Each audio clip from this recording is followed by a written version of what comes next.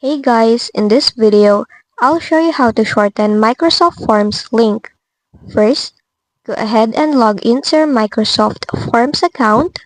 Once inside the dashboard, just go and select on the form that you want to shorten the link. Now just wait for it to load.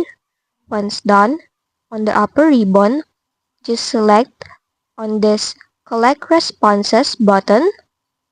And in here, you will be able to access your link. Now, beside it, there's an option to shorten the URL, so just go ahead and toggle that on. And that's just basically it. Your link will now be shortened. So now, you can go ahead and copy it so that you will be able to paste it or share it to other people for them to have access to your forms. And that's just basically it.